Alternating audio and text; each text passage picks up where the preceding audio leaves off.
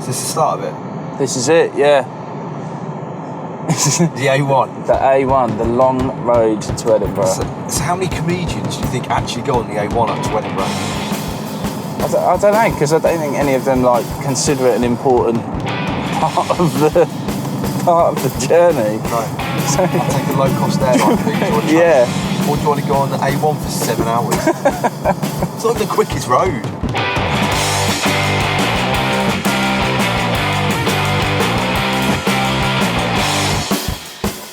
A1. We're on the A1. Well, there we are. We're on the A1. Only another 6.5 hours to go.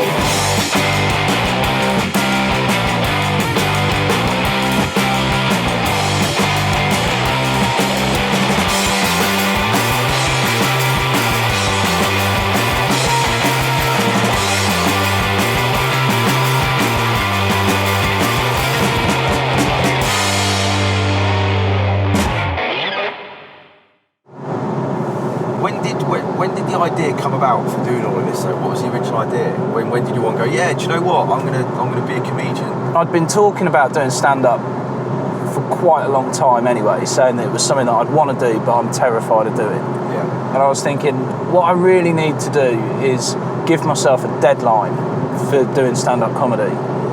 And a really good deadline, I figured, would be doing a show at Edinburgh. Right. So I thought, I'll go up to the festival, check it out a little bit, see what it's like. And that 24 hours in Edinburgh, it was mental.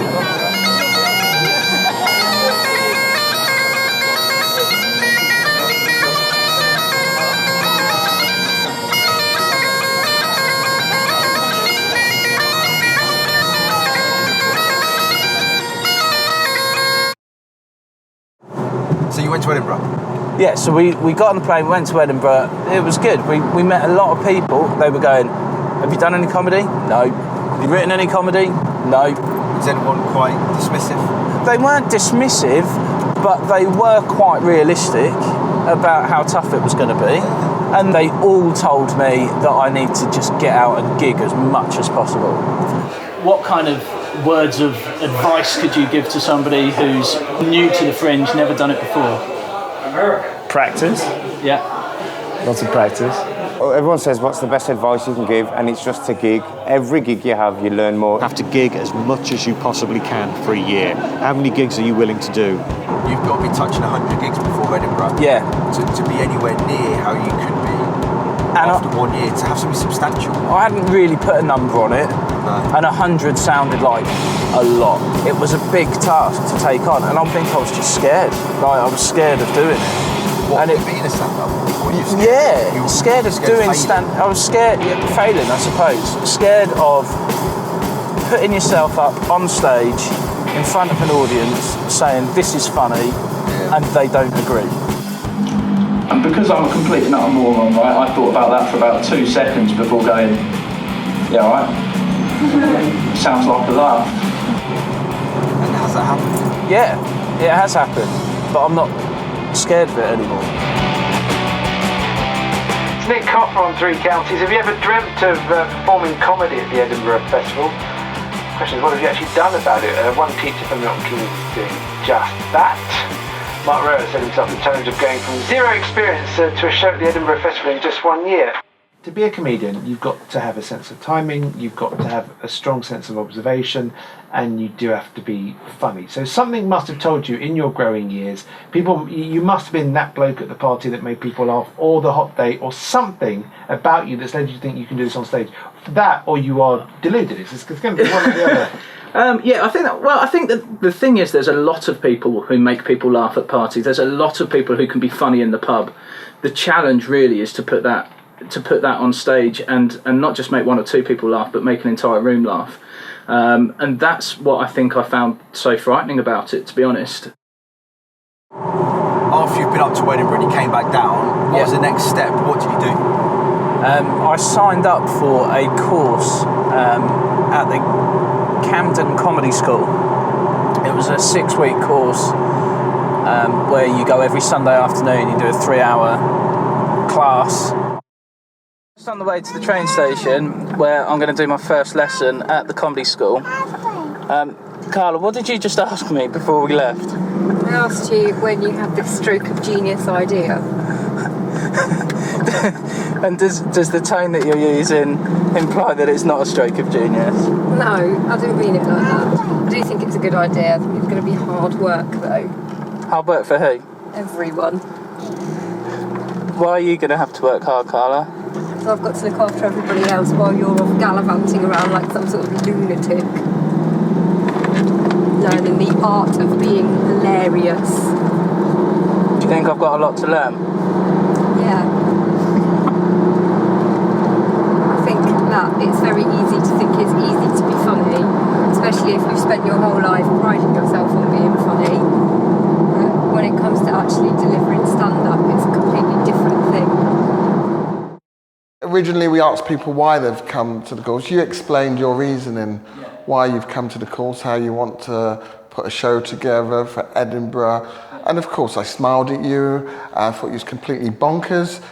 What it did was it made you right, and it gave you that first experience of standing up in front of people and talking. And over the course of the 6 weeks, they helped you build a 5-minute set that you would then perform at a showcase at the Backyard Comedy Club in London. I think you're in good shape. So in regards to what you need to do, I think there's just looking at how can you enhance what you've got already? How can you tidy it up? How can you maybe see if there's a topper? So you might have a punchline that's funny, but is there a way of topping that? Is there a way of misdirecting your audience a bit? Some of the gags that are very clear and easy to see, can you kind of rejig that a bit to make it seem a bit more intelligent? Been at the Backyard Club all afternoon, getting ready for tonight's first show. I started off this afternoon, I was quite ready for this, but now as the audience starts to arrive, I'm starting to feel the nerves, to be honest. So we had a session in the venue earlier and got a chance to go on stage with the lights and hearing the sound and all that kind of stuff. It went okay. I was a bit thrown because obviously I've been doing this set now with the people in the class for the last 4 weeks. So the stuff that I'm waiting for the laughs on got a little bit of a murmur, but no big laughs. So I'm hoping tonight with a big audience and a fresh audience to get a few more big laughs. How you doing? I'm Mark. I'm from Milton Keynes. That's genuinely the sound of people fucking delighted they're not in Milton Keynes tonight.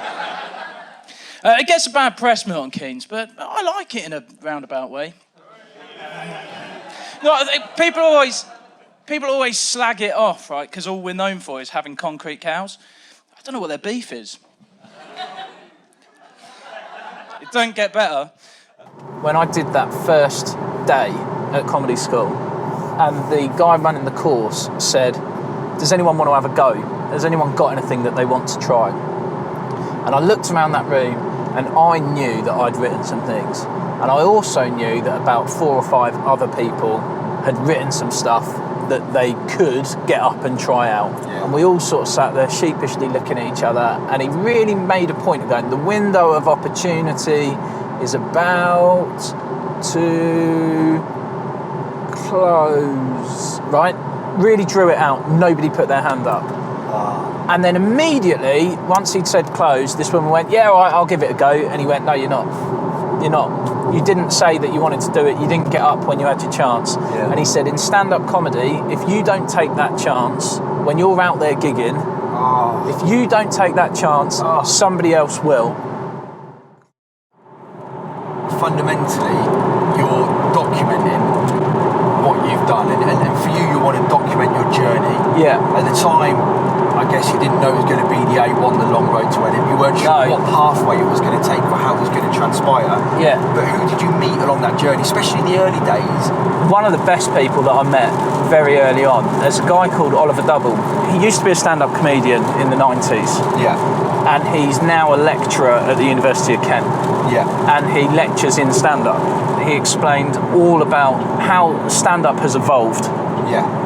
Over time, and a lot of comedians, to a large degree, go on stage as a version of themselves and talk about their experience of life and things that have happened to them.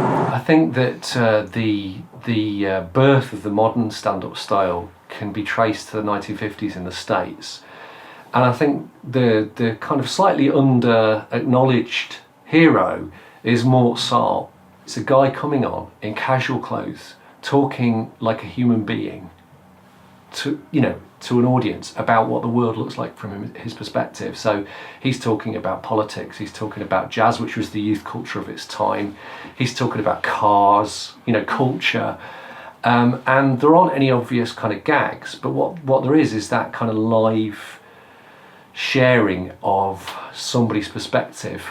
Do you think you could take any particular advice he gave you that you've sort of clung on to, whether it's now or about his experiences in Edinburgh or anything of that, where you've gone, that little bit of advice is probably worth its weight in gold? Record yourself, always listen back, always try and learn from it.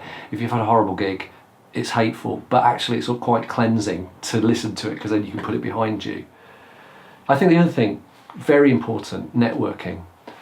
Every time you play with somebody you like, ask how they got, who's a bit further on than you, ask how they did it. I met James Redmond, who obviously is probably more known as an actor than a stand-up. So he's known from Hollyoaks, exactly, and Casualty. And I wanted to talk to him about what that transition is like, because my background is in drama and as an actor rather than as a comedian. Yeah. And I was more interested in sort of going, how did it work transferring from being an actor to then being on stage as a comedian? I had a bit of stagecraft from doing acting and presenting first, so that helped me at the open mic nights, because I'd come on, I wouldn't be as nervous as the rest of them. I've seen some brilliant acts, great writers, just fall by the wayside because they just came on stage and were just sort of shuffling and embarrassed and standing in the shadow and not really having the mic at the right level and talking over the laughs that they got, and just, you think, oh, you're so good, just slow down, look at the audience a bit, look confident, and they'll come with you. Yeah, that's the main thing, is enjoy it, He put the fear of God into me a bit, because he was talking about how, in his experience, he'd gone up to Edinburgh with kind of big ideas about what he was going to achieve, but he'd still only gone up with 10 minutes. Yeah. He went up with 10 minutes and said that he realised very quickly that only about a minute of it worked. Yeah. It's like, what am I going to do? And I was like, half an hour and you got a minute. Yeah. 29 minutes of nothing. 29 minutes of just floundering about. Hey, on the long road to nothing.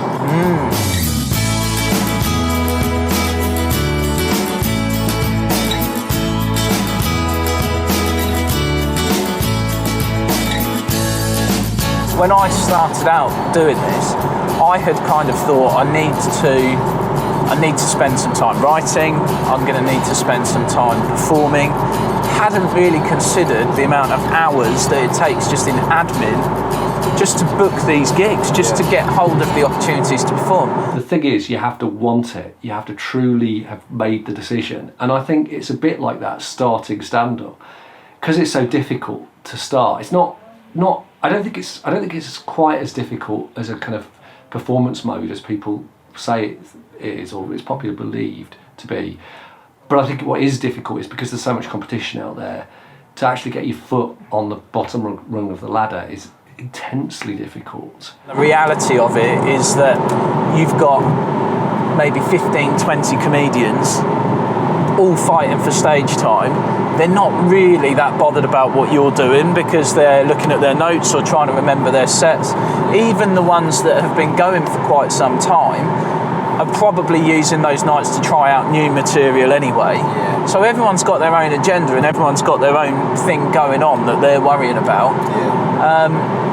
And it's tough. So many open mic gigs are playing to a small audience, mainly made up of friends of the other acts. Obviously, when you start out in comedy, you have to do a lot of sort of open mic nights, don't you? All the comedians here will know. You go round, you're one of 20 comedians on a bill, you're fighting for maybe 5 or 10 minutes stage time. The received wisdom would be, you start off, you do your open spots, you perhaps do that for 2 years, then you get to the point where you start to get paid halves, or perhaps if you're lucky, you're paid 20, then you build to the point where you do your half hour, and then perhaps 6 or 7 years in, you might do your first Edinburgh hour. You wouldn't do that in any other career, would you? Like if you wanted to be a baker, because that's popular now with Bake Off and all that, you wouldn't just bake a load of cakes and then 3 or 4 nights a week take them down to London and share them in a room of mostly other bakers. Because it's so lousy, you have to just keep going, and not just keep going, but you have to keep working at the talent bit as well. however depressing it is. Every time you go, you pretend that it's a brand new recipe, but everyone knows it's the same cakes that you've been making for the last 6 months. I mean, you might have added a couple of dollops of orange icing as some kind of Trump reference. You're only ever allowed to take 5 cakes until someone likes your cakes a little bit better than everyone else's, and next time you can bring 10. Sometimes you have to bring a friend just to be allowed to share your cakes. So if you can get to the point where you can find a way of making that crap situation fun for that audience, if you can kind of go, look, I know, but let's just agree this is going to be fun. Your friend doesn't give a shit because they've had loads of your cakes, and all the way home you're like, do you think they were good cakes? Did they go down well? And your friend's like, not sure you should have made that cake about the dude in the front row's mum.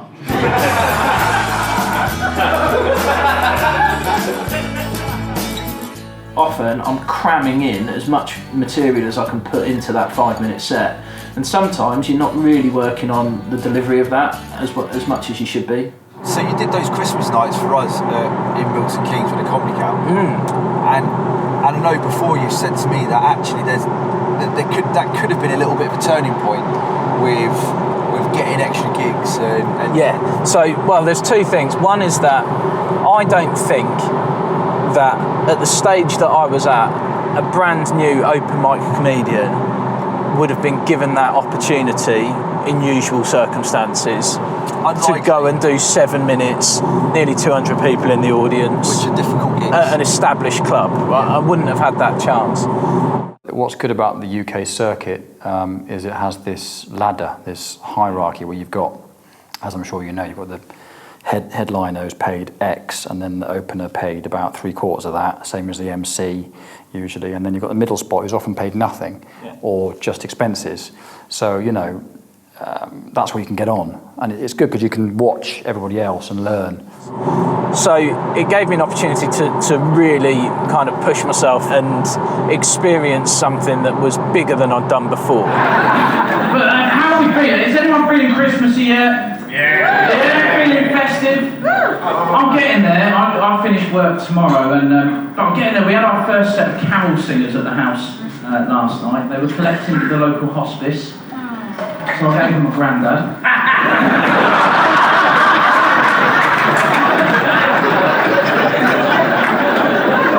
In addition to that, because we filmed it, it meant that I had a video that I could then send to promoters and say, this is me gigging at the Red Dot Bar for the Comedy Cow. How would you like to come? Let me come and be do a 10-minute open spot on your gigs. When you go on at a professional night, they don't know that you're new. Yeah. They don't know what the hierarchy is or the ladder, so they just think, okay, here's another one who's going to be as good as the last one. So they've invested in you, kind of, you know, emotionally and financially, of course. They're paid to get in, so they're ready for you to be good.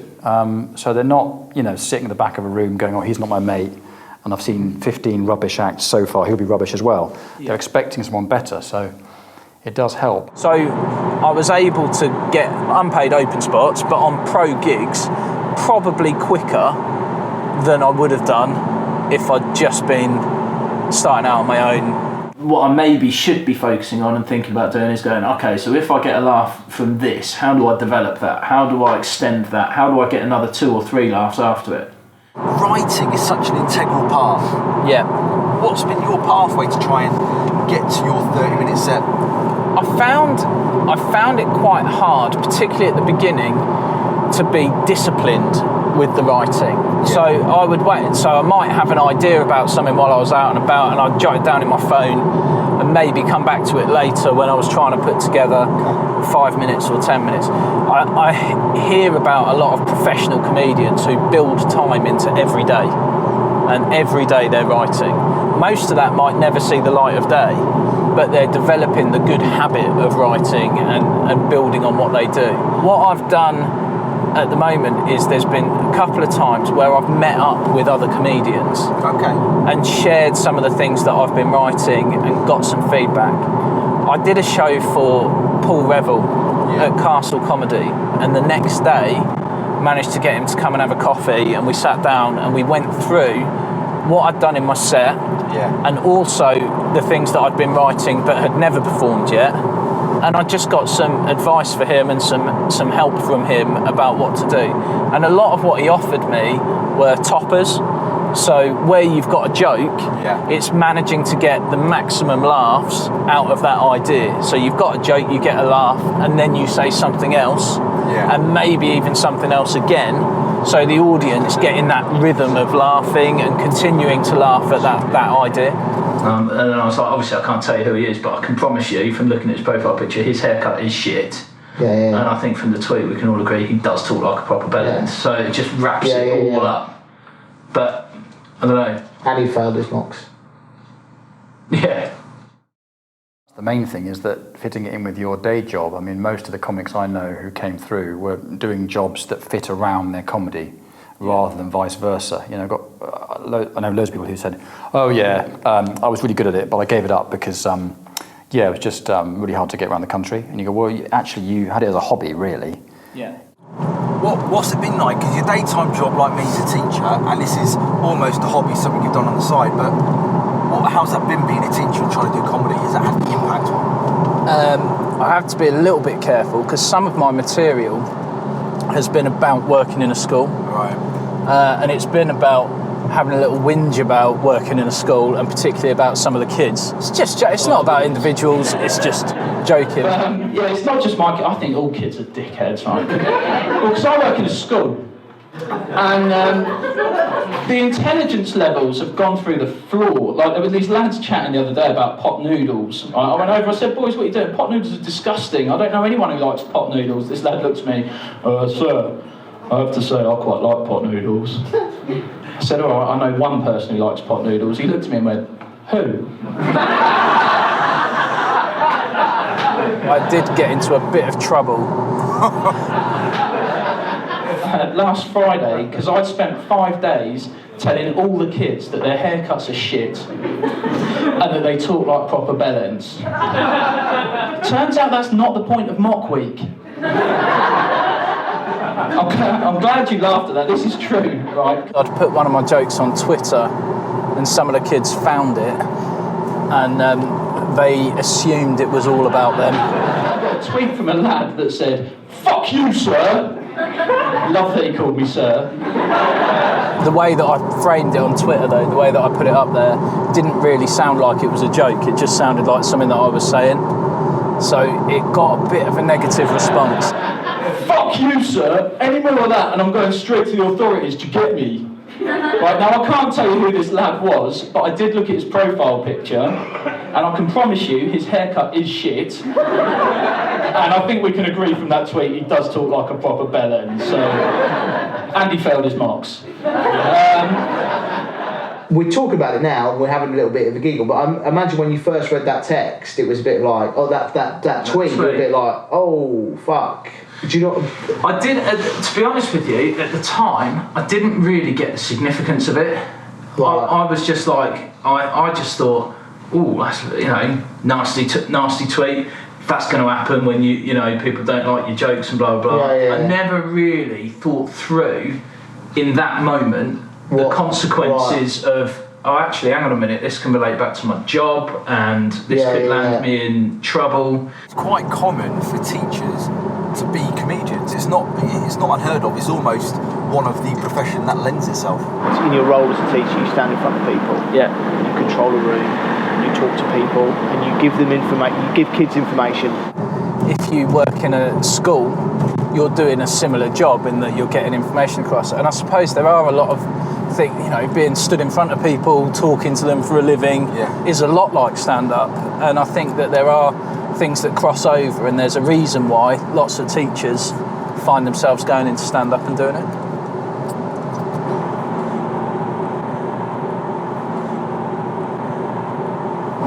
How about you met up with some guys, the funny people in Banbury, and how did that go about when you... So I did an open mic night with a few... They shared a card to come over to Milton Keynes and do an open mic. Right. We just got chatting about what I was doing, and one of them also was a teacher, had just come out of teaching. So we had quite a lot in common. I got on quite well with these guys. So we decided one night to sit down and do some writing together.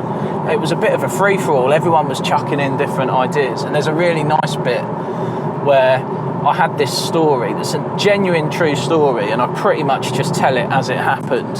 About when I worked in a classroom and got given a little present from one of the kids.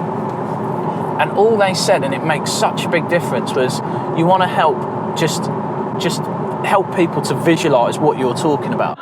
It's not all bad though. I actually got a present from one of the kids just before Easter. They bought me a Princess Marlowe chocolate egg. Right? If you don't know what that is, it's like a cream egg, but a little more fabulous. Right? They said just hold on to the egg, hold it there, and there's a bit where I'm a little bit disgusted by it. She got a bit defensive. She went, "It's not from me. It's from my cousin Brian." I said, "What? Your cousin gave you a Princess Marlowe chocolate egg and said, go tell that to your teacher?" She went, "Yep." I said, "All right, we'll tell him thanks." And this other lad pipes up, "Hang on a minute, do you not think that's weird that some little kid has given her a chocolate egg and asked her to take it to the teacher?" And she was raging. She went, "He's not a little kid, he's 56! And it just as we talked about it, just moving it away as you're talking about it. I didn't drop it at that point when it says 56. Now, I didn't eat that egg because I was a little bit worried what the filling might be. What I did was I waited till the next one said, "How old are you?" And I went, "How old do you think I am? Whoever's closest wins a prize." So it's all that attention to detail where you might have an idea about something that you think is funny, but it's how can you get the maximum amount of laughs from the way in which you tell that story. As long as you're open to learning still, then you're fine, and you can get it at some point, the penny can drop, but never be one of those people who goes, "Yep, got it sus now, I know how to do stand-up now." It doesn't have to take years. You can literally, if you just get your head down and work hard, you can do it whenever you like, and just realising if I just get better at writing and get better at performing and just really work hard at that, don't focus on what anyone else is doing and just focus on you getting better, and then try and then take that attitude for the rest of your career, because I think it's the only way to do it, really. You're from an acting background going into comedy, and I know you spoke to Lizzie Hopley, who's done a similar thing, who's in quite a few. I was really interested to talk to Lizzie because she, like me, is very new to stand-up. Right. And I first saw her because she'd been blogging about it, and she really threw herself in at the deep end. I think early on I was trying to get on up the creek because I kind of had that connection that's where I decided to go back into it, and then realised you had to get through Blackout, another Gong night, and someone there who'd seen me do it twice go, why are you doing Gong night?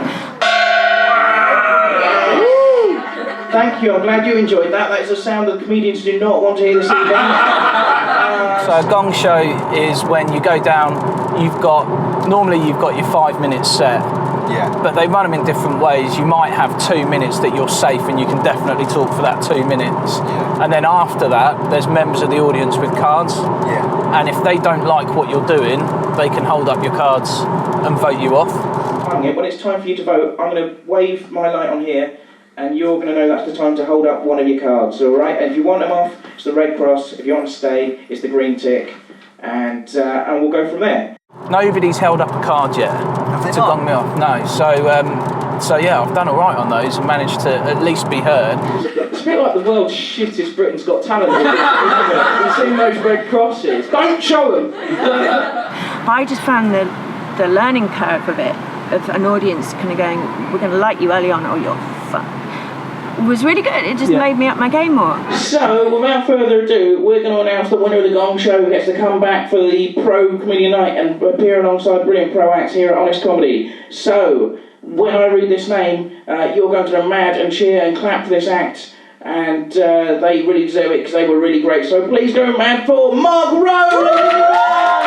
So that's been really good for kind of then getting other bookings and being able to go and do more gigs. You looked at going to the festival, and as a promoter I looked at maybe we'll look at the Free Fringe. What did you actually do? What's that booking process in order to take a show to a Fringe? It's actually quite difficult. I know lots of people say, oh, anyone could take a show to the Fringe, and they're right, it's open to everybody. But that said, they won't just take anybody because you ring up and say, I want to do a show. Right. So the application form that I had to fill out was a pretty hefty application form. I had to explain what my show was going to be. I had to explain who I am and what my background is. I'm a little bit anxious because I didn't really know, having not done this before, exactly what to write on the form. Obviously, the people who program the shows are going to be looking for something that's really good and people who are going to bring in big audiences. And obviously the whole selling point of what I'm doing is that up until a few months ago, I hadn't done this at all.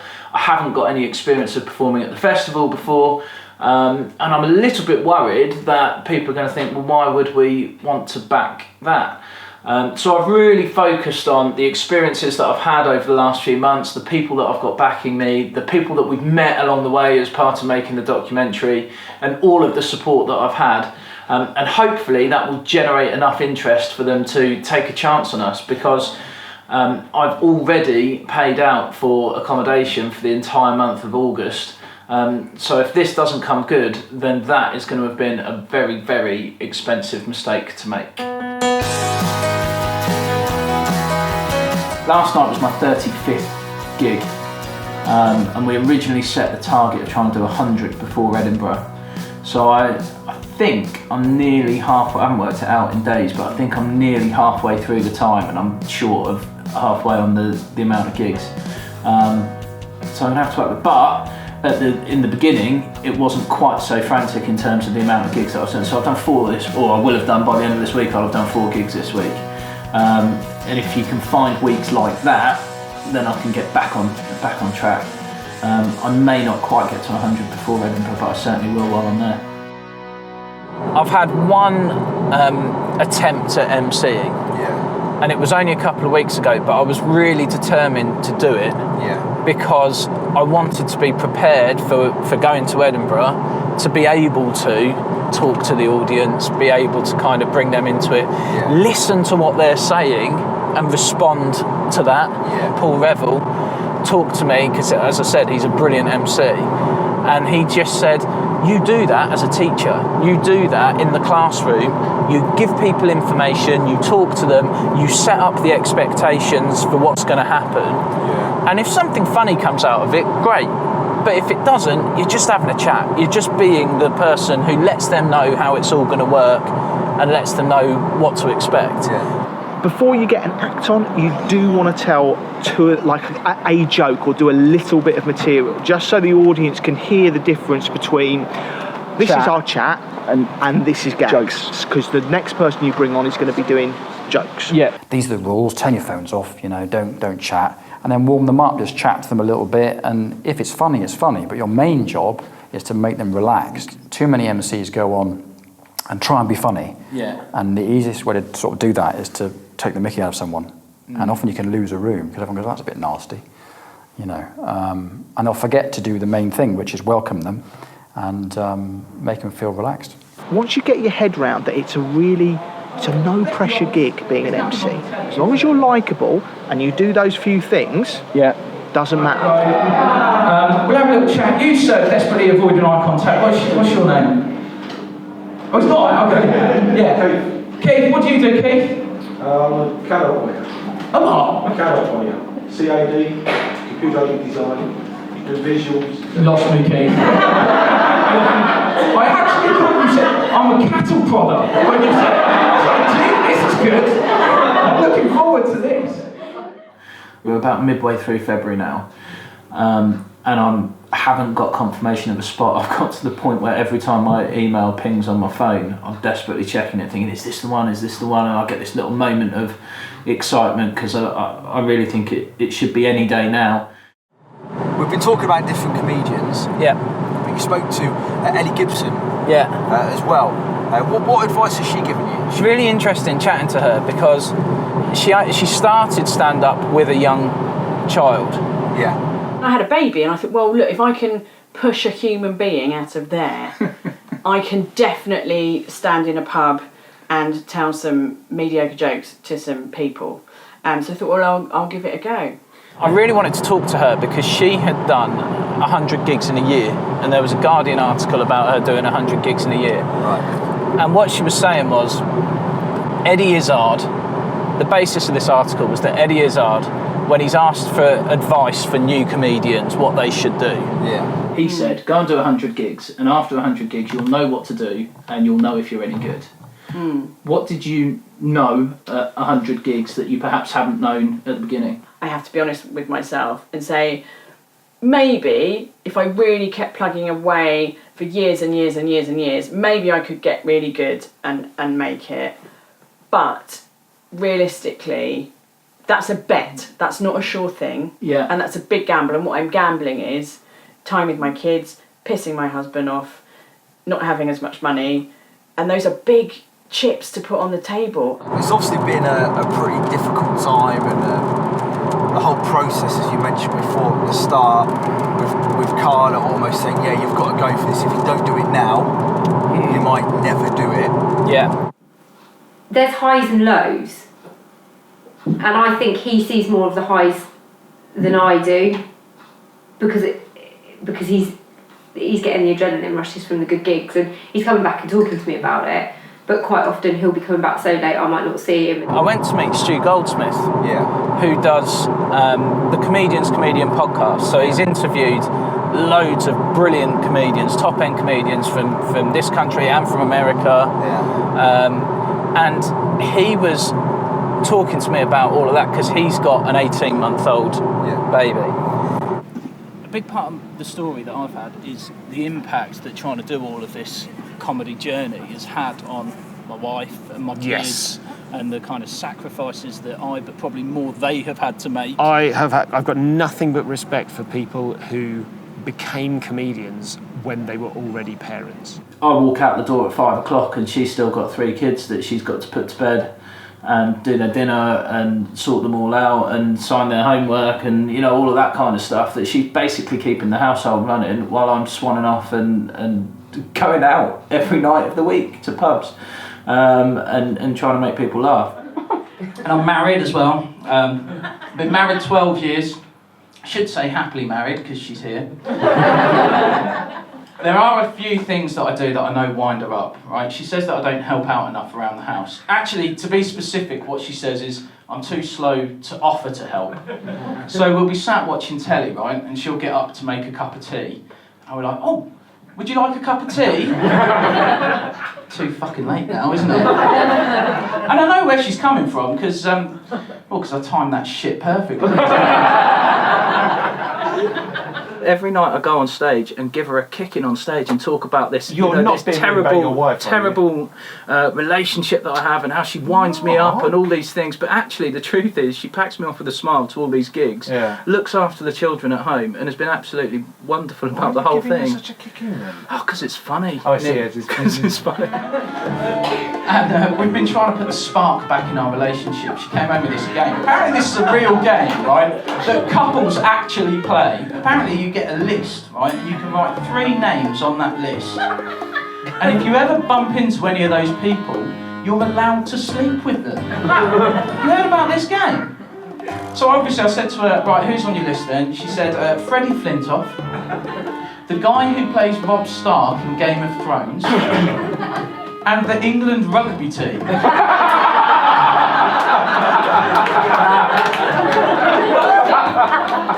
I would never say no. I'd always be like, you've got to go and do it. And she said, who do you want on your list? And I said, all right, Jennifer, and she said, Lawrence? I said, no, Jennifer, and she said, Aniston? And I said, no, come on, you should know the surname. She said, why should I know it? I said, well, it's your best friend.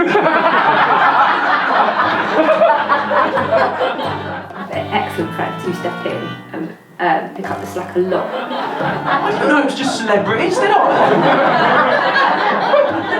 I think that threw her a little bit. Not as much as it threw Jennifer. You can't understand the 11 chance meetings that we've had this week.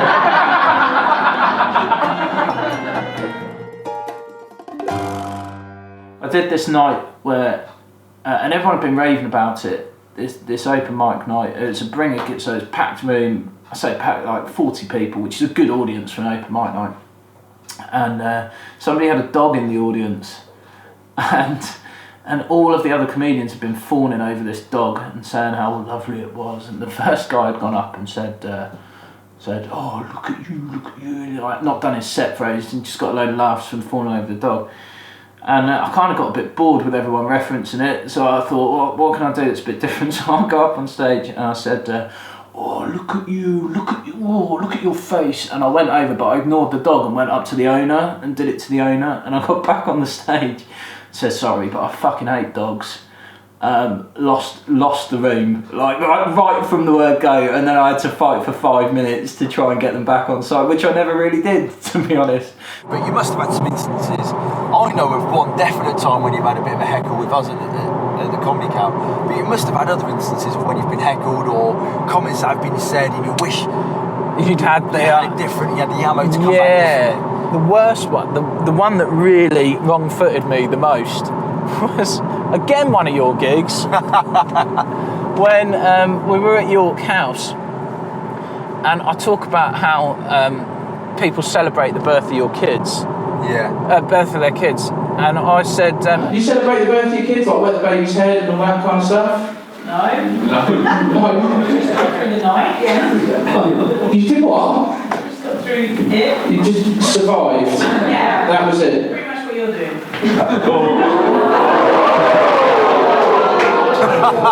That's a great heckle. It's just like, okay, thanks very much. I had nothing to come back with. I didn't even know whether to get involved in it. It changed the atmosphere a little bit. You've got to be the one in control. Yeah. So you can't let them see the whites of your eyes. And you've got to remember that the rest of the audience is on your side. They want to enjoy the comedy as well. They don't want to listen to this pissed up idiot shouting abuse. They've come to see you and to be made to laugh. And so you've got to remember that they're with you, and you just need to show them, to have confidence in you that you're in control. I think they just felt a bit sorry for me. They didn't think, oh, well, this guy's funny, he dealt with that. They just sort of went, oh, poor bloke, doesn't know what to do. And they were absolutely right. I had no idea. What I've come to realise is you don't have to say the funniest, cleverest, wittiest retort. If you come back with something, anything almost, the audience laugh, and they almost laugh more just because they know that it's spontaneous.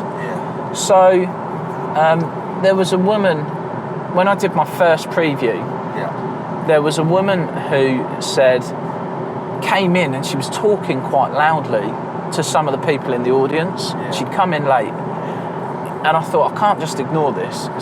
Hello.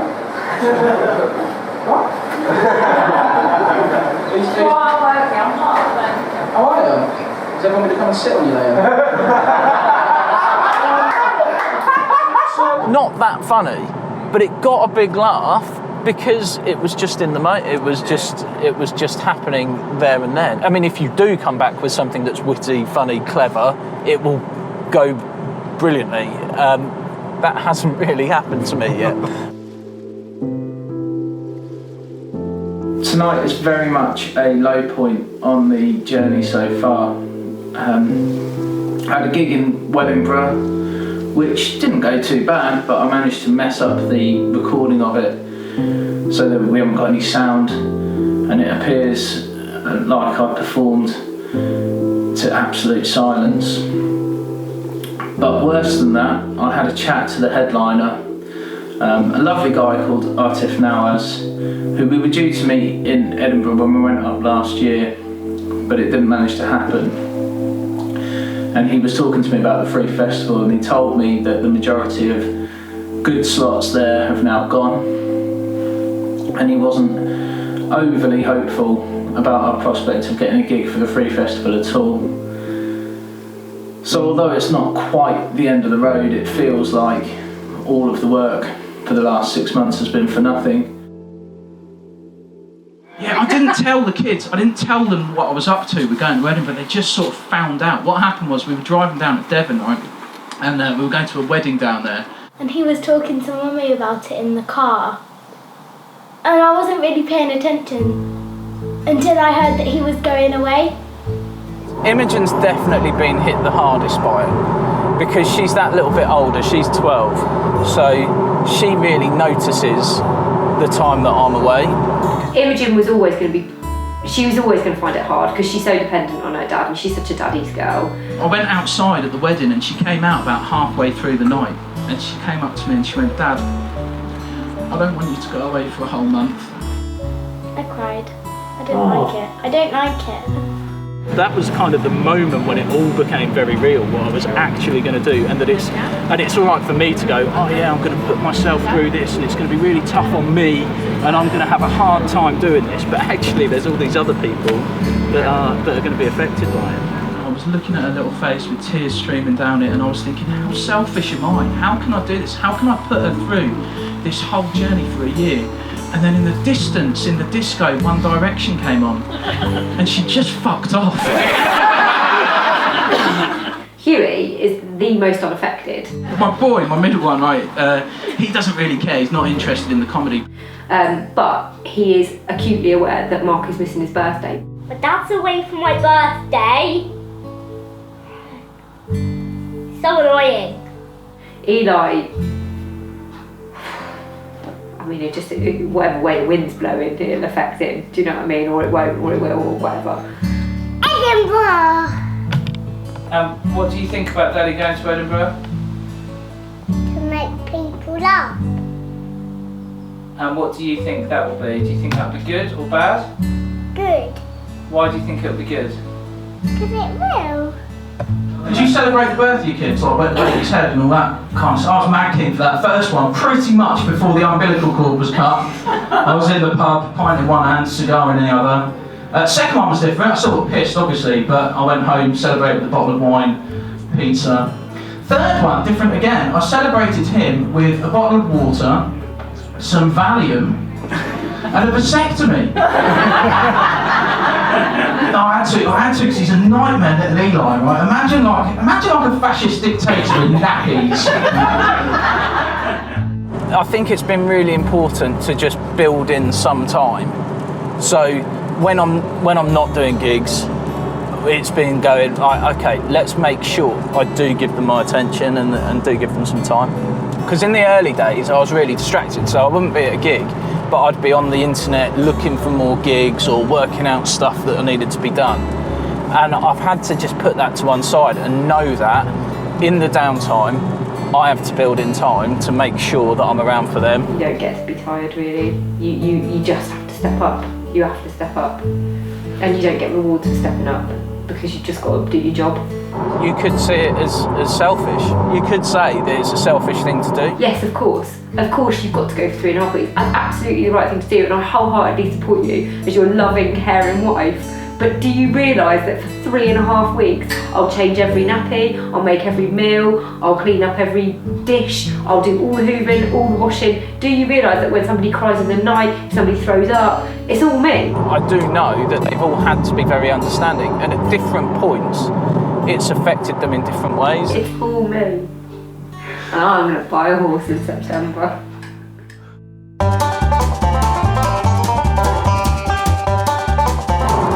I bought her a horse. You bought her a horse? Yeah. You bought her a horse? Yeah, that's what happened. A horse? She had this app, so she was looking at horses all the time. It was like Tinder for horses. Right? She's swiping left and right. She's looking through going, no. Yay. But she kept finding horses that she was falling in love with. You should unquestionably write 5 minutes about buying a horse. Okay. That is a genuinely weird, unusual thing. It's a challenge you went through. It must have had lots of difficulties in it. And it'll be bizarre and funny for an audience to hear a normal bloke buying a horse. I was thinking about phrases, I thought, I don't know what to do. Best thing to do to make sure I get the right thing is to ask her what she would really want. What would be an acceptable present? She said a horse. She said a fucking horse. She said, let's be realistic about this. Come September, you're not going to stop going to gigs. Nothing's really going to change, is it? So, might as well just get the horse now. See how it goes. And then she was like, and then I can have it for the summer when you're away. And I kind of saw that as a green light to carry on doing comedy. It's not like buying a car, is it? You can't just wander around it, sort of kicking the hooves, checking it's all right, trying to ask intelligent questions so you sound like you know what you're talking about. How many HP does it have, mate? 1. I think he knew that I was in trouble, right, when I tried to part exchange a puppy.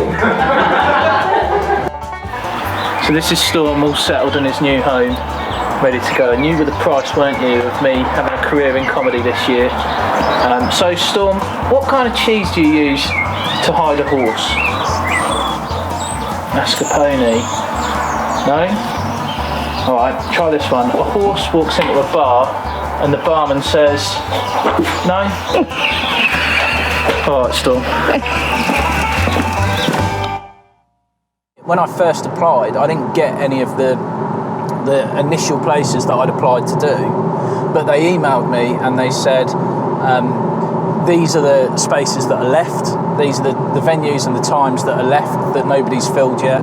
Yeah. But we're emailing this to everybody who didn't get their first choice, and we're emailing this to everybody who applied late, and it's basically going to be a free-for-all. Right. Let us know what slots you'd want and we'll try and fit you in. Right. And I got that email about 10 minutes before going into a parents' evening. Yeah. And all I could think was, I need to sit and go through this, I want to do it. And instead I had to spend 3 hours where I was panicking that everybody is fighting for these spaces and that they're going to be going. So I spent last night frantically going through the list, trying to put together a few that I thought would work.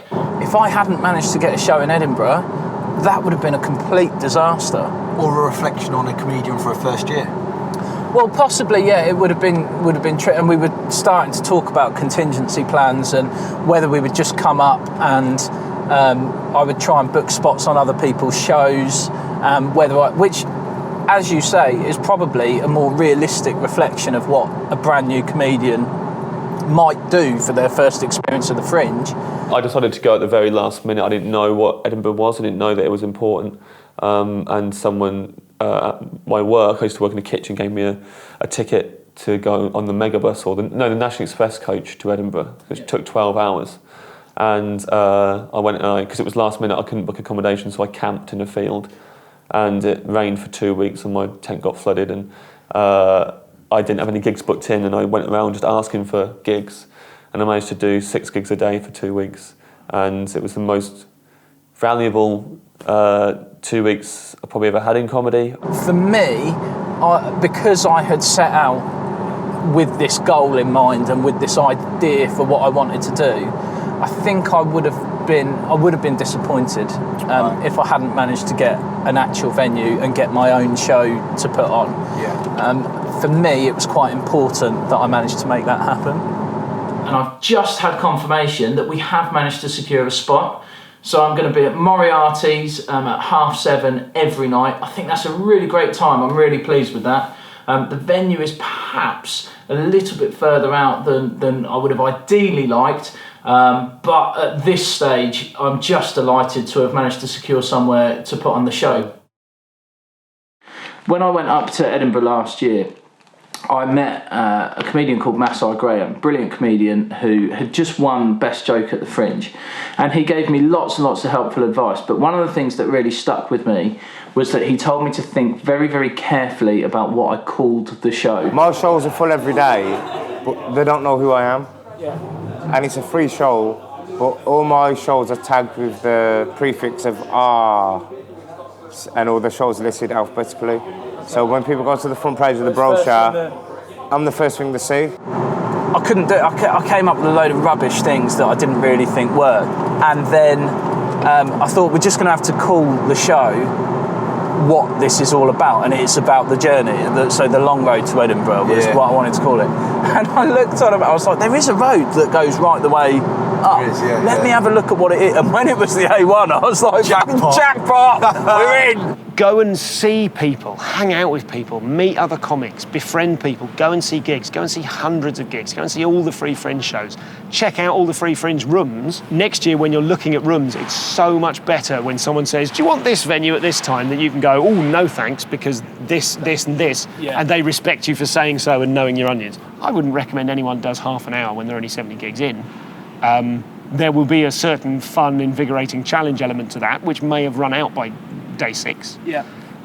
You do need to practice some kind of self-care. You need to look after yourself. You need to eat right. There's some amazing fried food up there.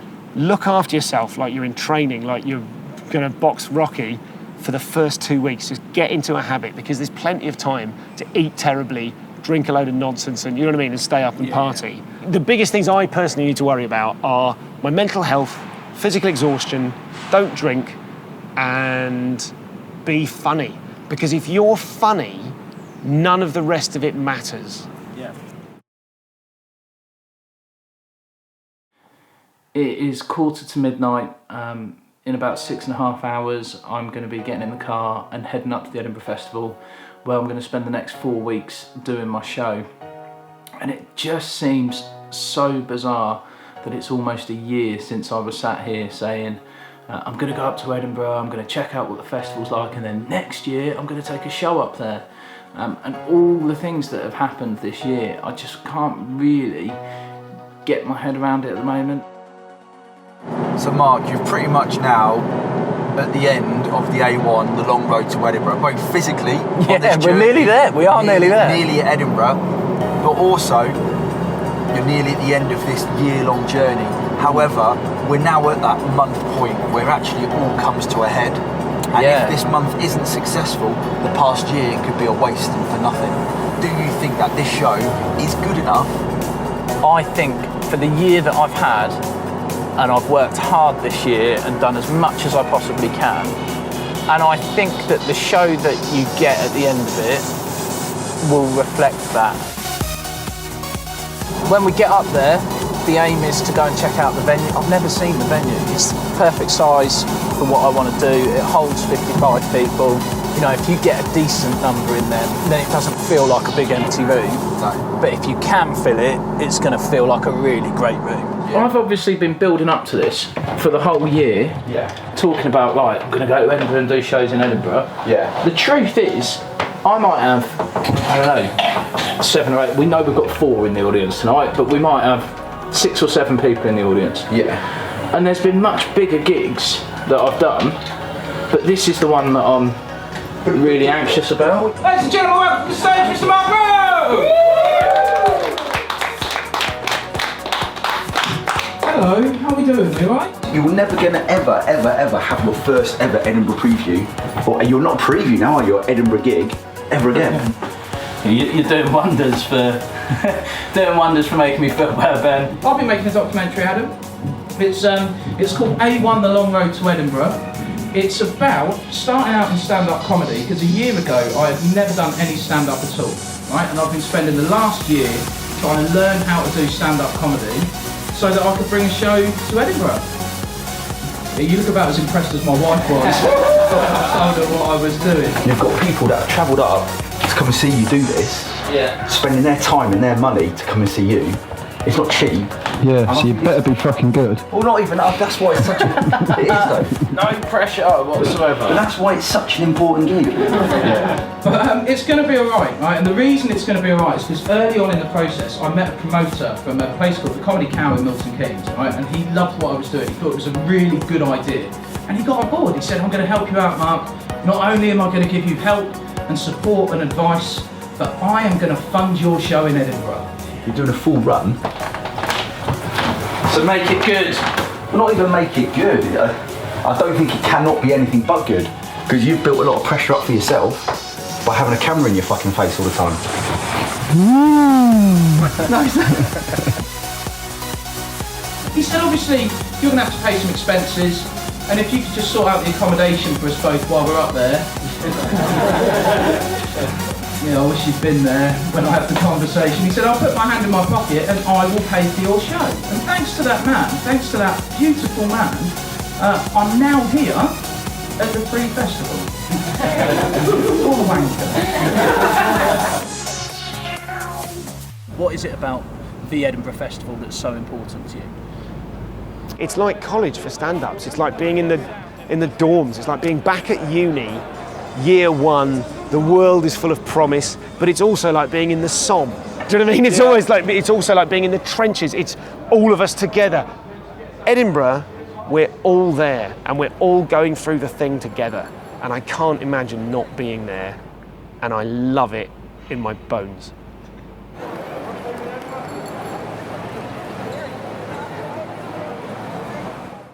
Right, it's day 6 in Edinburgh. I'm just about to head out to my show now. Last night was lovely. It was my 100th gig. So right at the start of this process, Ben said to me, look, in order to be ready for Edinburgh, you're going to need to do 100 gigs. And I fell just short in the preparation, in the run-up to it. But last night, I got to the target and I hit 100, and it felt good. It was a great gig last night. It was only a small audience, but they were a lovely audience, and it was a really, really good show.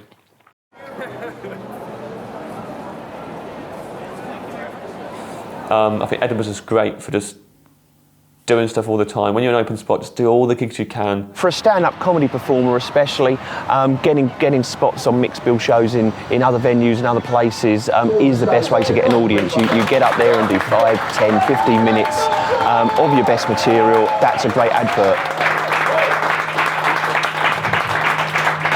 Hello, how are you? You alright? Yeah. I'm Mark. Paul was just saying this is my first time in Edinburgh, and you've made me feel very welcome, so thanks for coming out. At least we're safe from the weather here. It's mental, isn't it? I've been here 5 days. The weather is worse at making a decision than my wife. Right, that's one down, but we've got another one to go to straight away, so go. I guess the closest you get to being good at it is when you're gigging every night pretty much, like you are at Edinburgh. You know, the guys there do 4, 5, 6 gigs a day. Yeah. You know, they've got their own show and they go and do bits of other people's shows to promote their own show. Right, no time to sit and relax, so I'm going straight into my next show at Frankenstein's. It's an American compilation show, so goodness only knows why they've booked me, but hopefully we'll have a good one and try and convince some people to come and watch my show too. How you doing, you alright? Yay! I'm from a little part of America called Milton Keynes. If any of you don't know where that is, if you look on the map, it's about 3,000 miles east of New York. Usually these selection shows have got a good big audience, so you're performing in front of 75, 100, 150 people plus.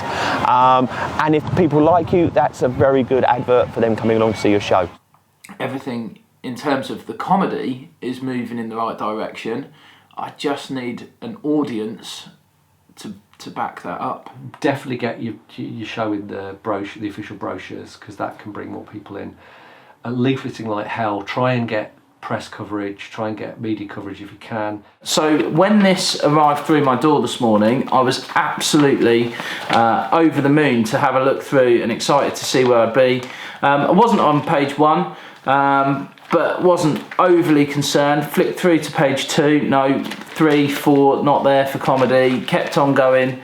It wasn't until I got to page 12 that I found the show. So there we are on the 12th page of the comedy listings, A1, The Long Road to Edinburgh.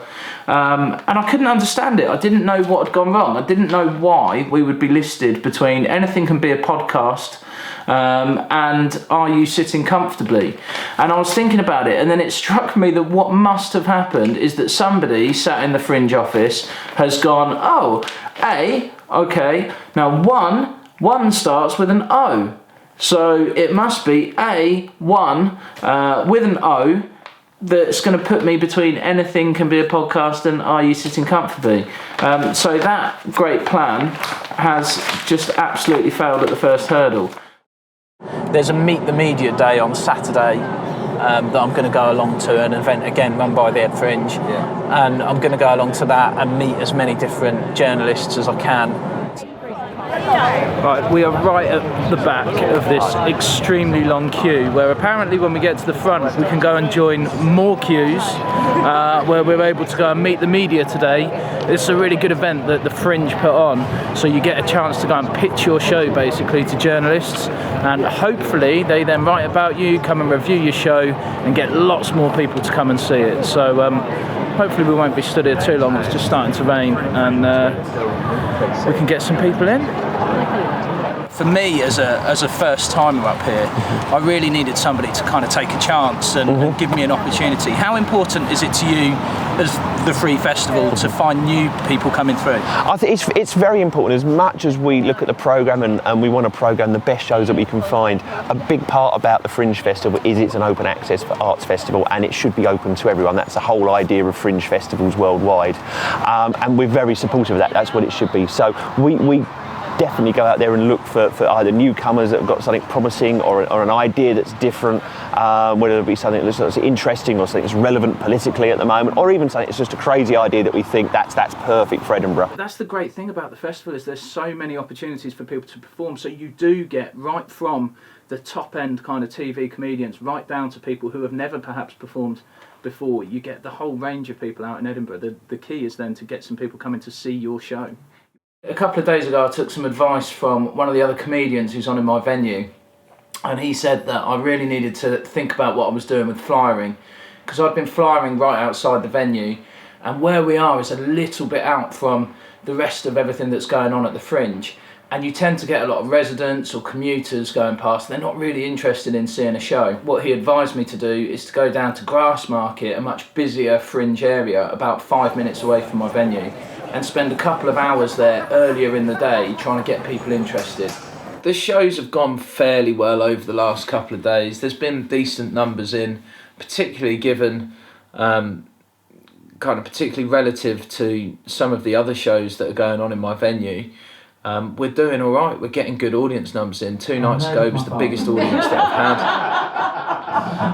I wanted to make it up to my wife, because obviously, as I said, it's been a tough year. I've been off a lot, gigging all over the place and leaving her at home. And I thought I'd better get her a present to make up for it. What do you think, Keith? If you were doing all that, what would be a befitting present to get to make up for all that? Liquor. Liquor? I assume you mean the drink. Fucking hell. Yeah, wine. Later. Wine later.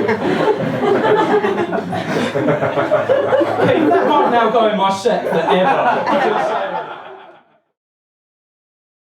It's 11 o'clock at night. This is my version of an early night now that I'm here at the Fringe. I was determined tonight to come home and cook a nice, decent meal, because when you're out and kind of doing shows and then it becomes late at night, you spend some time in the bars, you end up eating kebabs and burgers and pizzas. There's so much going on all of the time that you can't escape it. So an early night is coming in at 11 and cooking dinner and trying to watch Match of the Day. Don't get drunk. Don't get drunk. Don't drink any alcohol until you're 2 weeks in and you're up and running, because it will be so tempting. It's constantly a party, and you will want to go and get drunk and hang out with comics. Of course you will. Go home, drink water, get 8 hours sleep a night. So look out for that. You'll ignore me, but look out for that. I'm aware, by the way, that you're now going to cut this in with footage of me shit-faced in Edinburgh. Every night. Yeah. Struggling to get my key in the door and all that kind of shit. It is ridiculous o'clock in the morning. We are just finding our way home somehow. We've been out, had a good night, we've seen some shows, and I'm still quite drunk now. This is what Edinburgh is all about though, right? We've been in a bar with a load of comedians, a load of agents, a load of promoters. I didn't talk to any of them, but I was there, so that is probably good for my career in some way. Don't know how. I knew what to expect when I came here in terms of how much work was going to have to go into the show and trying to get people in. I wasn't prepared for the amount of fun that we were going to have, because there's just so many people up here that are pretty like-minded. Every day, even just going into my venue, every day I meet somebody new who I end up striking up a conversation with and having a chat to, and more often than not they then come and see the show. I'd much rather go with half an hour that people are going to laugh at and people are going to enjoy than go with an hour where after half an hour they're going, oh, have we got to sit through another half an hour of this? Or worse, because in Edinburgh they probably won't sit through it, will they? In Edinburgh they'll just go. I'm feeling a little bit flat this morning. I got my first review from the We Review, which is a pretty well-renowned publication up here at the Fringe, and it wasn't overly complimentary. If he crashes and burns, he will only ever learn from that. He wouldn't stay bitter. He doesn't stay bitter about things. That's not who he is. I think he made some fair points. Like he basically said that I needed more material than anecdotes. But I always knew that was going to be tough. It was pretty ambitious to write half an hour in a year. Because if you go on a Virgin train, right, there's that sign if you go to the toilet, isn't there? Have you seen it? It says, please do not flush nappies, sanitary towels, paper towels, chewing gum, mobile phones, unpaid bills, your ex's sweater, hopes, dreams, goldfish. I just feel, although I think that the points that he made were fair, I'm left wondering, because I knew that wasn't the best night that we'd done. I knew that it was a little bit flat, and I'm just wondering how a better atmosphere would shift people's perception a little bit and might have changed the way that he felt about it and made people a little bit more forgiving. He doesn't hold grudges. He's not cross. He doesn't get like that. He just dusts himself off and carry on. And if you go on the more modern trains, there's not even a sign. It speaks it at you. I think that's harsh, right? Particularly if you're a brand new comedian, because picture the scene. You're travelling home late at night from a gig, right? A particularly terrible gig. It's the last train home. You go to the toilet, you just hear this voice that says, please do not flush. Hopes, dreams, goldfish. And you're thinking about how that really applies to you as a comedian, and you realise that essentially you've just been heckled by a toilet. I've got 3 shows to do today, and I need to get myself back up because now I'm going to have to work doubly hard to convince people that my show is something that is worth seeing. You talked a little bit about the good side of Edinburgh and what's so great about it. What should I be worrying about? What should I be prepared for? No one turning up. The most distressing thing about a comic is when you go into comedy, your idea of what a comedy club is has an audience in it. The streets were deathly quiet yesterday, and despite my best efforts, we had 2 people turn up right? But they for let the themselves gig. down. They let themselves down because the first programme in the series was Britain's gayest building. Like, what is that? Is that even a thing? And if it was a thing, surely it's no competition, is it? Britain's gayest building, clearly Big Ben. Because it only like that one, so I like that. Because it's not even just the name, is it? If you picture it, it's just a massive clock with the world's biggest bell end. I mean, it even chimes gay, doesn't it? It's like bum bum bum bum. There's loads of bell ends beneath in the... Yeah. Oh, do you know what? This is just turning into a fucking writing workshop, isn't it? I'm having that, Geordie. Thank you for that. I didn't know whether to continue with it. I didn't know what to do. But I kind of was reluctant to cancel the show. In my mind, if there's an audience there, then you have to do the show. I just felt a bit bad for the comedian who I had on with me, Olaf Falafel, that I was kind of putting him through quite a torturous experience in front of 2 guys who seemed more intent on having a chat than actually watching any comedy. I'm on board now. I've lost them. I'm sorry, Mark. I think I've lost the crowd. I work with a crazy guy who's actually Mackham. Oh yeah. He's into all these silly corny jokes and all that.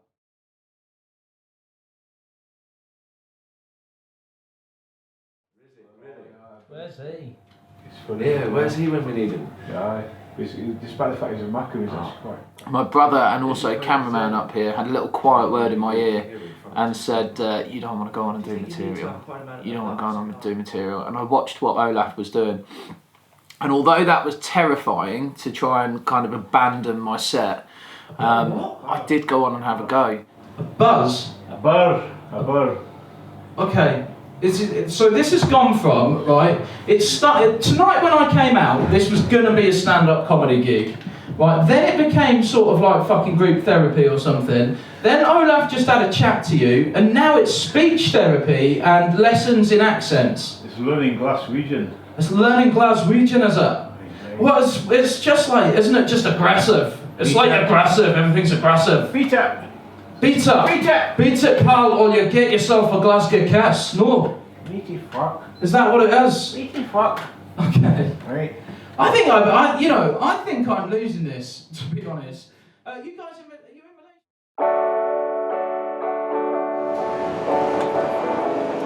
Malaysia? Just over 2 weeks into my stay in Edinburgh, and today I'm feeling really, really positive. I've had a few days where I've been quite flat, not really been up for it, not done a huge amount other than go and do my show. But today, the sun is shining, I'm feeling really good about it. I've had good audiences for the last couple of days. Well, I've just had some really good news. It turns out that all that queuing at Meet the Media was well worth it, because I've just been messaged by the video editor from The Scotsman. He is interested in catching up all about the project and also doing some stuff for Facebook Live. That is really massively exciting, because The Scotsman is probably the go-to paper for stuff that's going on at the Fringe. We are with comedian Mark Rowe. He is got an amazing story behind him. Mark, come and have a wee quick chat. So, say hello to our Facebook audience here. Hello, how you doing? How the show's going? Are you enjoying it? I think that's the main thing, isn't it? Absolutely loving it. Absolutely loving it up here. I mean, it doesn't mean that it's not been difficult at times. Getting an audience in, sometimes you're playing to only a handful of people in the room, but when we have had the big audiences and getting people in, and big, by the way, for me is like 20 to 30 people, it's only a small room, but when we pack it out and there's lots of laughter, there's nothing quite like it. Because we've decided to go the free Fringe route, you're not allowed to sell tickets for your shows, but you can do a bucket collection at the end. Lots of people do. And that all goes back to the performers. So you're hoping that people come in, you're hoping that they enjoy your show and that they contribute off the back of that. I was reading a little bit and they said about writing a bucket speech. You're going to have to put a bucket speech in. So you're going to have to at some point address with the audience the fact that you want them to hand over their money to you. I'm not quite sure. I've got a couple of ideas about what I might say for that, but I'm not 100% sure. Listen guys, we're coming to the end. Thank you so much for coming out. It is a free festival show, so it's absolutely free to come in. However, if you've enjoyed the show and you feel like making a contribution, I will be at the door with a bucket. Just whatever you think the show is worth. £5, £10, £50, it's a big bucket. Because if this year has taught me nothing else, it's that horses are fucking expensive. This afternoon, I went and saw Stu Goldsmith's show. Brilliant show, very, very funny. But Stu's somebody who I've got to know a little bit through doing this documentary. We did a long interview down in London and he's been brilliant, really, really helpful, really supportive of the things that I'm doing. But it all came crashing down about halfway through his set when he talked about the children's book Grandad's Island, which I also talk about in my show. Because I was telling you about little Eli, but I felt a bit bad because with everything that was going on this year, I ruined Christmas for Eli. I only had one job. My wife had got all the presents. She said, just get him a book. Please just buy him a little book. So I did, right? I bought him this book called Grandad's Island. It's a lovely story about a little boy and his granddad, and they sail off to a magical island. And when they get there, there's animals there, they're playing lots of games. It's beautiful, right? And I came out of the gig in a little bit of a daze, really. I felt like everyone's going to think that everything that I've been doing this year is completely worthless because all I've done is nick other people's gags. And that's obviously not the case. It's a true story for me. I actually did buy Eli that book at Christmas. I was reading it to him when I realised that actually what the story's all about, and I immediately put it into my set. And I was reading it to him on Christmas Day, but halfway through I started to panic because I realised Grandad's not coming back. And I googled it afterwards. I'd only gone and bought a book that's designed to help children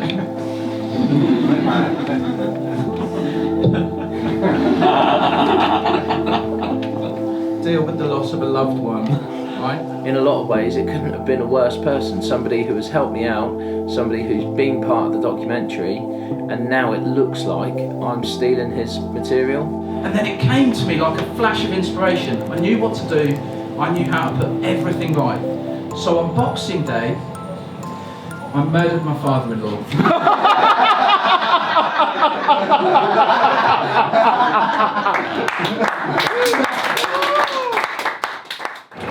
And I just don't know what to do with it now because it's not stolen on either part. It's just one of those things where you both come up with a similar idea. On the other hand, I didn't want to get rid of the bit. It's kind of the end of my show. It's the way that I finish my show.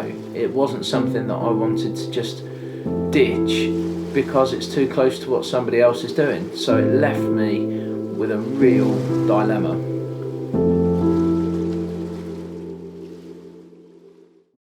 It's the very last day in Edinburgh. It's the end of what has been a massive journey, and I'm exhausted, to be honest, and pretty much ready to go home. We're about to go and fly for the very last time to try and get one last big audience in to come and see the show.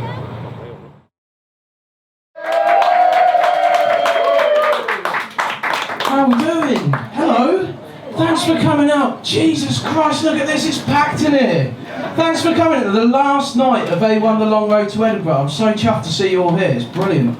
This whole idea has been marketed on the idea that I am a brand new comedian who's going to come and tell people what it's like to be a brand new comedian.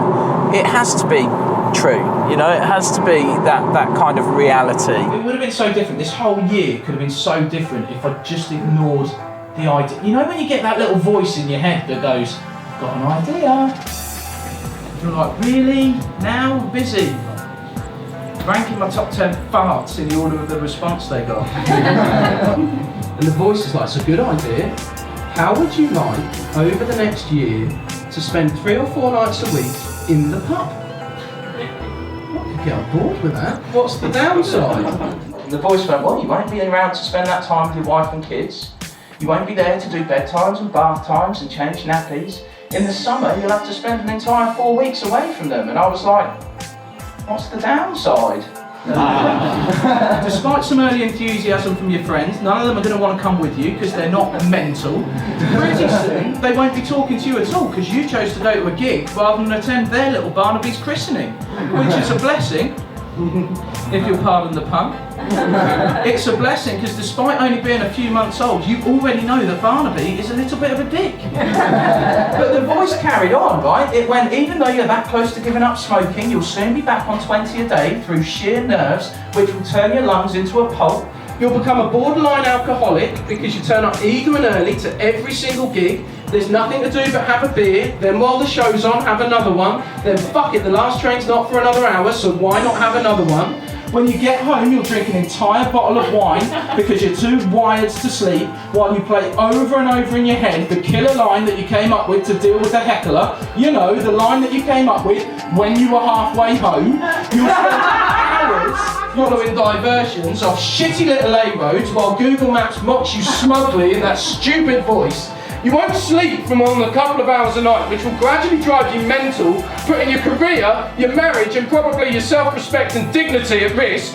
You'll turn up to a gig in Melton Mowbray where the MC can't even be bothered to learn your name, and when you don't walk on stage, he'll go, well, who the fuck are you then? And you'll realise that's actually quite a good question. You'll find yourself with a punch-up in the middle of a TV studio in Bristol that the police want to talk to you about, and you'll be devastated because you realise that over the whole year, that's the closest you've come to actually being interviewed. You'll hand over £1,500 to a complete and utter stranger for a horse! A fucking horse that you can't stand the sight of because it's getting bigger more than you are! And when you get to Edinburgh, you'll go and see a show by Stu Goldsmith, who's far more renowned than you are, who you look up to and respect, and then 5 minutes in his show, it's the same as your final fucking joke!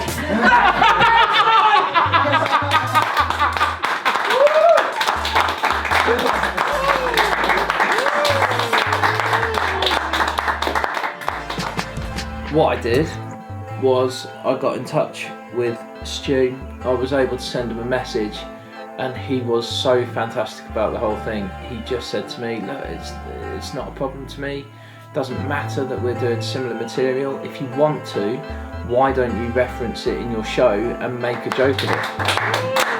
And that little bit is what I was talking about earlier that another comedian talks about in his show.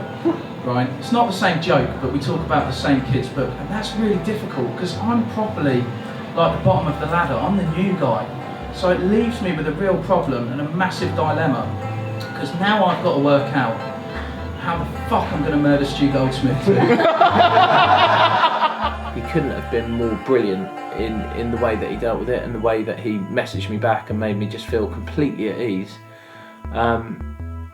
But it was still, as it happened, probably the worst that I felt in this whole year. Ladies and gents, I've been Mark Rowe. Thank you for listening.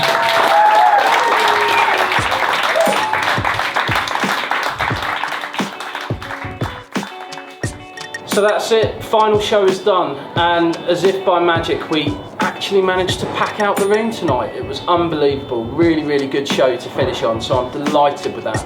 The whole journey's been long, it's been tough, there's been things in the way that have made it quite difficult, but we came through it, we did it, we got to the end, and I did exactly what I said I would do, which is to survive a month at the festival. I'd love to be back here, whether it works in terms of Carla and the kids, and I don't think I could leave them at home for a month again. I think it's been too tough on all of us, but I've got to come back here. And I want to bring them with me, I want them to be part of it as well. I want to be able to take the kids up the Royal Mile and show them all the street performers. I want to be able to take Carla out to the bars that we go to in the evening and show her kind of all these cool little places and take her to see some shows and just everything that's going on here. I want them to be able to share that too. I would ask you, if you pull this off, yeah. And if 5 years from now, and maybe it's 5 minutes, 3, and whatever, if 5 years from now you are a working comedian, yeah. As the comedy circuit continues to fall apart and contract, gigs that used to be Thursday to Sunday and then last year were Friday to Saturday, now they're just Saturday. And at the same time, endeavours like this and my own podcast continue to generate new comics starting. Yeah.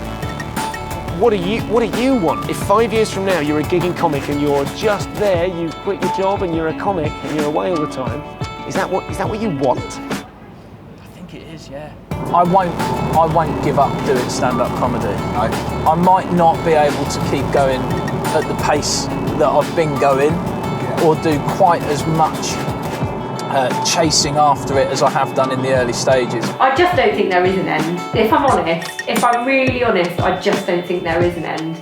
And there might be an end to this project, but there'll be something else, because that's Mark, it's who he is, and you know. What I already know is I'm not going to be able to go, right, Edinburgh's done, tick that box, scratch that itch, never want to do stand-up again. I'm going to be back doing it after this. That's what I love about him, that's part of the attraction, but also doesn't mean that sometimes I don't want to smash his brains in.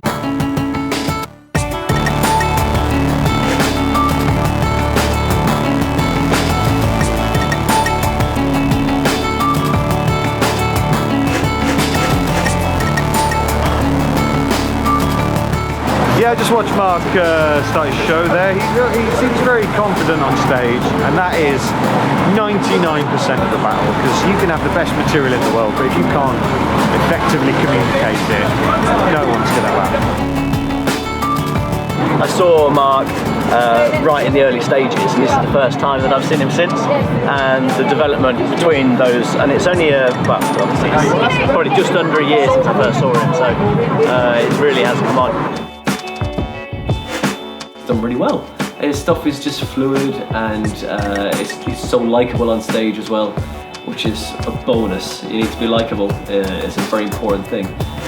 And he's just got this great stage presence, and as soon as he gets on, they kind of trust him. It's kind of nice. It's a big commitment. People don't realise it's such a commitment when you start doing comedy. I don't realise the hours of journey, the train travel, the getting back at sort of 2, 3 in the morning, and then getting up to do a regular job as well. It's brave, and documenting it all is just a great footnote for newbies to watch and think of the footballs of doing their first Edinburgh.